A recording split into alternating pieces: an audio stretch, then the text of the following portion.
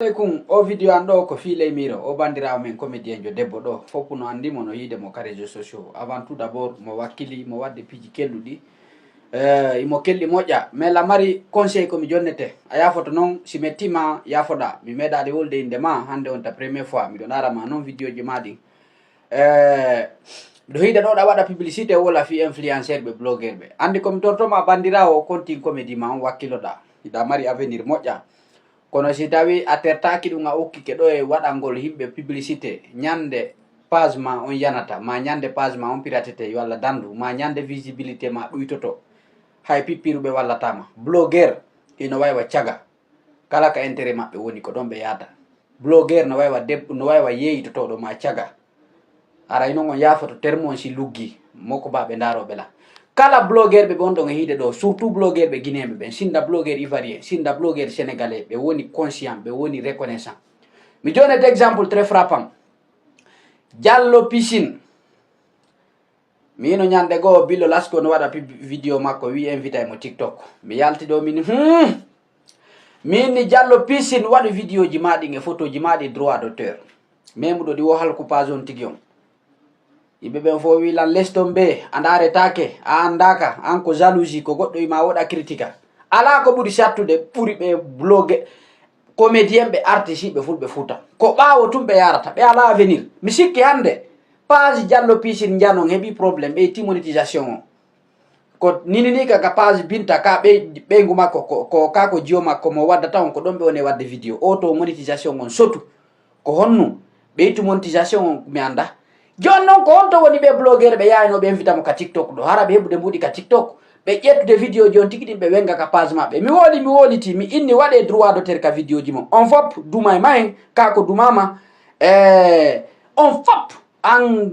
oɗo leymiro on fop wallahi billahi ko monon e haalande ɗo ko ñande go on jooɗoy to heɓon difficulté mo 2 millions 3 millions ko hakkudan Allah ɓe waɗan toon publicité ɓe wadditota kon au moins hara ko blog hara ko waɗoɓe pese siɓɓe mum ɓen ma ɓe wadda toon ɓen hunde wotere ɓen ɗi yayode ƴetta waɗana photo publicité kuñ oya OGNG mo ɓen ta woni cool probléme hino ɓuuri a ƴettude waɗalngol Billo Lasko lan andi noon il est populaire ande komi waɗante ɗo ko ndar ɗum moƴƴa hande Diallo Piscine ɗo yoto wala mi anda ɗe simo mari mais mi yirali moto page makko janon yani normalement Diallo Piscine si on page makko ɗon ɓe sotini monétisation moins de 1 mois harayno hettino page go haysi ko 200 000 abonnés harayno mo mari kono hande visibilité dole ko marno fof fuɗɗike yande si Allah wallali mo waɗi ko coppi yehi kongo yehi haray kankadi o kon bimayge gonga noon no metti ko mi alante ɗo ko c'était pas de connaissance de cause blogueur ɓe fulɓe fuuta ɓen fof ko bordel kala ka intérêt maɓɓe woni ko ɗon ɓe woni yarde a kontay min na 100% 99% blogueur fulɓe fuuta ɓen ko bordel ko intérêt maɓɓe ɓe jokki si a yi ɓe ara ɗo tanke goɗɗo janɗali ɓe ƴawnata fi makko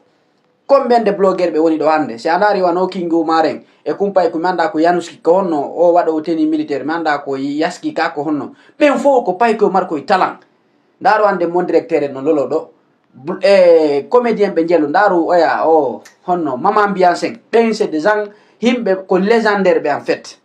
kono ha joni a yata ɓen big sulle ma ɓe Billo Lasko no ƴetta vidéo ji maɓɓe kono ange ɓe fuɗɗike widema ɗo ya waɗana ɓe publicité fiɗo lokoy je te parle de connaissance de cause ñande yanata ko ɗon mi habbi mi sikki hande Diallo Piscine ɗo ça me fait pitié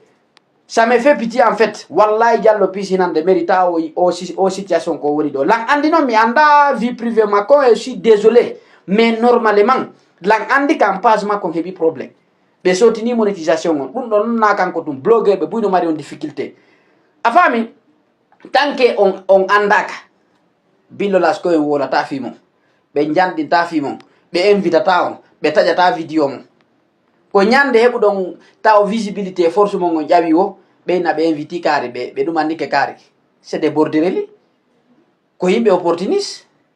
jamais de la vie no woodi hande wonɓe ɗo mur comédien ɓe woloɓe ko kelɗi jamais ɓe ƴetta vidéo ji ɓen ɓe taƴa ɓe tokka jamais ɓe invita ɓen ka TikTok maɓɓe na noon jalousie la andi ɓuyara ɗo yenna minna ko contre Billo en ma pititi patata ce qui me reste clair culture moyen Guinée on no woni malbaré seul goɗɗo momi wodata inde mum woni reconnaissant o suɓata leñol o suɓata leydi o suɓata ɓandu o suɓata couleur ko Amadou Amlo le meilleur producteur dans tous les temps